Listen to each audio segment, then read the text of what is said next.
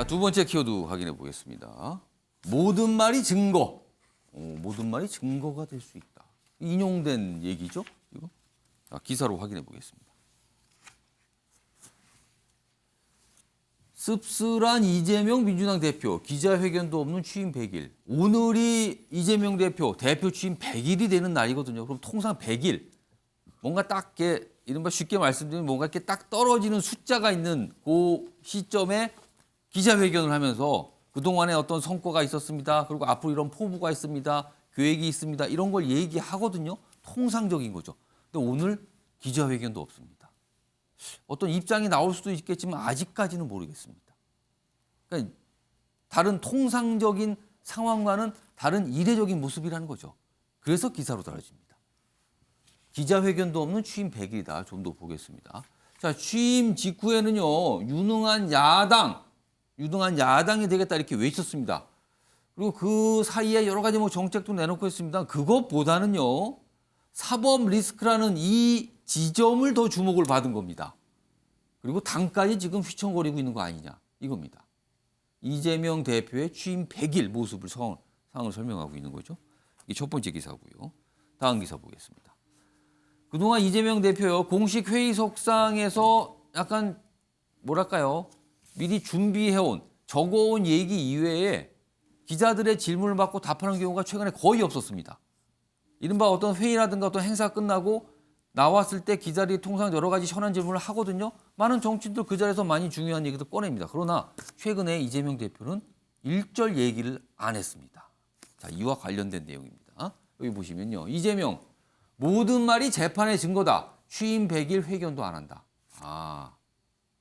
그러니까 자칫 잘못 얘기했다가 이게 다 빌미가 될 수가 있다. 이런 판단을 하고 있는 거 아니냐는 거죠. 여기 보면 최측근 정진상 11일 구속 만료, 이재명 수사 따라서는 어떤 입장 표명을 할 가능성도 있다. 이렇게 적고 있는데요. 아래 밑줄이 거 있습니다.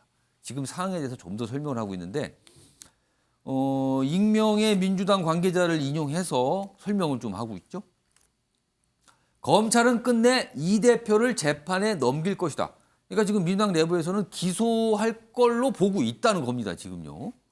그리고요, 이거에 더해서 이 대표 본인도 백브리핑을 하지 않는 이유, 여기서 백브리핑, 그러니까 비공식적인 질의응답 과정인 거죠. 정치인들 주로 여기서 많은 얘기를 합니다. 근데 여기서 아무 얘기도 하지 않는 이유로 내가 하는 모든 말이 재판의 증거로 쓰일 수 있다고 주변에 얘기를 했다는 겁니다. 이렇게 전원입니다, 이거는요. 말 잘못하면 이게 다 재판의 증거가 된다. 그러니까 얘기를 안 하는 거다. 이겁니다, 지금요. 자, 그럼요. 최근에 이재명 대표 기자들로부터 참 많은 질문을 받지만 아무 얘기 안 하거든요. 그 모습 영상으로 담았습니다. 보시죠. 지금 별도의 나무 변호사가 목적이라는 인권 나왔는데 어떻게 보세요? 끝나면 기자간담회 하세요? 대표님. 네, 공지 나갈 테니까. 네. 공지? 네, 공지해드릴게요. 네. 박정우 의원님. 지금 당에서는 이재명 대표가 결국에는 기소가 될 걸로 지금 판단을 하십니까? 어떤 분위기입니까? 지금? 누구든지 이 얘기를 쉽게 얘기할 수는 없을 거고요. 예. 지금 최근에 이렇게 백부를 안 하고 그러시는 모습은 예. 저는 인기 있는 개인 정치인에서 예. 진정한 당대표가 돼간다 저는 그렇게 생각합니다. 본인이 논란을 일으키는 것보다는 그런 걸 자제할 필요가 있고 최근엔 또 이상민 해임 건의안 또는 탄핵소추안 예. 내지는 또 2023년도 예산안도 걸려 있고 또 여러 가지 문제 현안적인 문제가 있습니다. 이럴 시기에 실무자들이 이런 문제를 풀어가는데 현안 정각을 풀어가는데 힘을 보태주는 게 낫겠다. 100일짜리 취임 소임을 예. 얘기하는 것보다는 이제는 행동으로 모든 것들을 일을 해나갈 때다 이렇게 생각하신 것 같습니다. 근데 기자회견조차 안 하는 건 사실 기자회견장에서 질문이 여러 가지, 특히 최근의 수사, 검찰 수사 사항과 관련된 질문이 안 나올 수가 없거든요. 근데 답변하기가 너무 부담스러운 겁니까? 혹시라도 이게 향후에 수사 때 문제가 될 수도 있다. 이런 걱정을 하는 거 아닙니까, 혹시?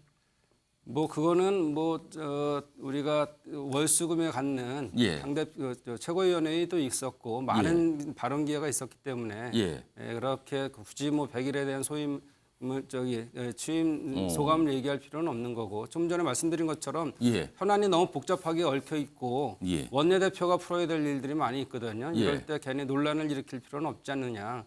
일을 할 수 있는 정국이다 이런 말씀을 좀 드릴 수 있습니다. 그럼 제가 마지막으로 질문 좀 바꿔서 드릴게요. 사실 기자들이 하고 싶은 질문이 많을 겁니다. 만약에 제가 이재명 대표를 이 자리에서 인터뷰한다면 정말 할 질문이 많거든요. 근데 그런 질문에 답변하는 게 부담스러운 거 아닙니까?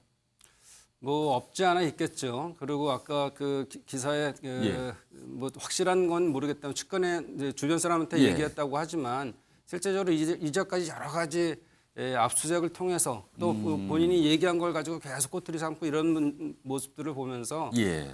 이거는 이제 당 대표로서 여러 가지 개인적인 사법 리스크뿐만 아니라 당에 대한 이제 책임감이 더 강해진 거 아닌가 이렇게 생각할 수 있습니다. 자, 윤교 의원님, 저 현역 언론인으로서 이재명 대표가 계속 얘기를 안 하거든요. 질문 답도 안 하고 그리고 기자회견도 안 합니다. 이거 왜 그런다고 보십니까? 뭐 측근의 얘기라고 하지만 본인의 말 한마디 한마디가 다 빌미가 되지 않을까 이런 표현이 저는 또 맞을 것 같아요.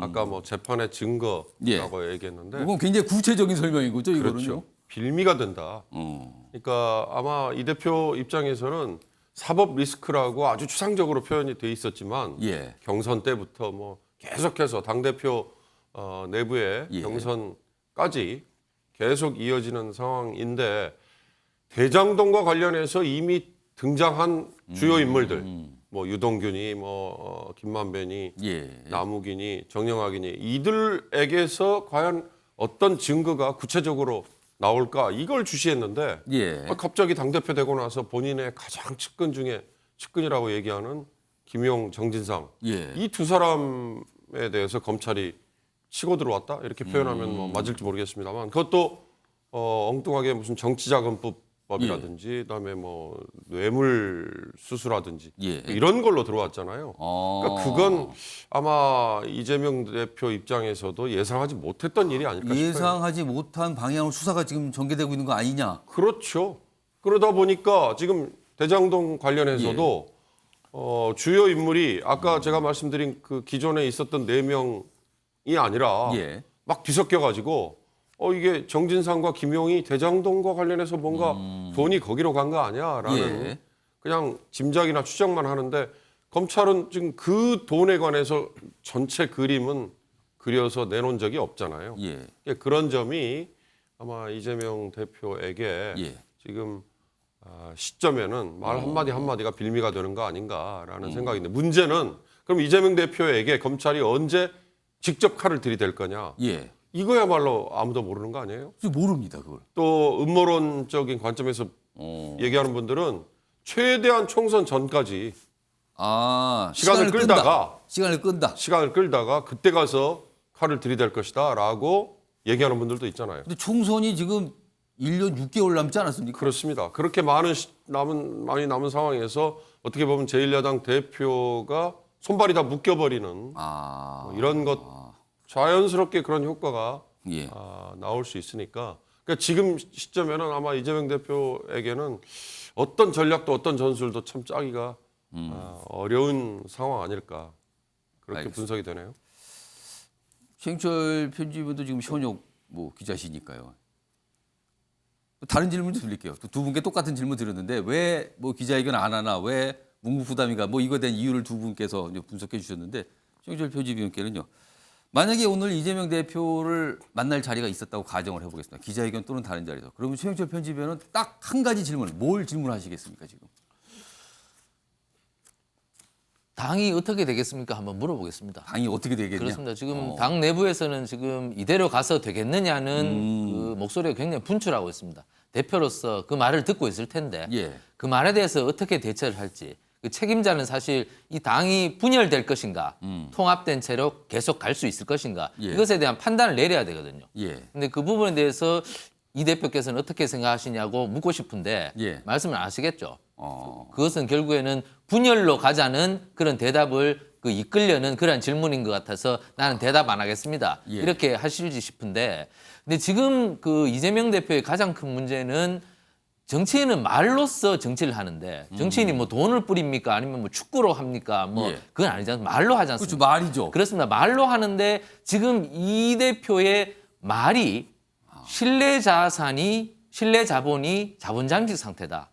그 말은 말을 할수록 부도수표만 자꾸 남발하는 것이다. 그럼 어떤 설명이나 입장을 냈을 때 그거에 대한 신뢰도가 높지 않다 이 그렇습니다. 말씀이십니까? 측근들이 지금 여러 가지 문제로 그 사법 처리가 된 상황에서 어떤 말을 하든 이 대표의 말은 믿기가 힘든 것이 자꾸 되어가고 있는 것이죠. 저는 당내 분위기가 그렇게 흐르고 있다고 생각합니다. 예. 당내 분위기 과연 이건 뭐 어떻게 가는 거야? 거기에 대해서 자꾸 물음표를 던진다면 이 대표의 신뢰는 앞으로 계속 지속 가능한 것인가? 여기에 대해서 질문을 하지 않을 수 없다는 것이죠. 예. 이 대표가 정말 사랑하는 제1야당 민주당을 정말 그 애착을 갖고 있다면 어느 정도 여기에 대해서는 조금 방향타를 보여주는 것이 맞지 않은가? 저는 이렇게 생각합니다. 그러니까 앞으로 당은 어떻게 되겠습니까? 라고 질문을 하고 싶다 그러셨어요. 근데 답하기가 만만치 않은 질문이겠네요, 지금. 아무튼 상황은 오늘 100일입니다. 오늘로 딱 100일인데 오늘 일단 회견 뭐 잡힌 건 없습니다. 글쎄요, 어떤 회의도 있을 테니까 회의 때 어떤 입장을 내거나 그 정도는 하겠죠. 오늘 많은 기자들이 지금 기다리고 있습니다. 어떤 입장이나 어떤 설명이 좀 나올지요.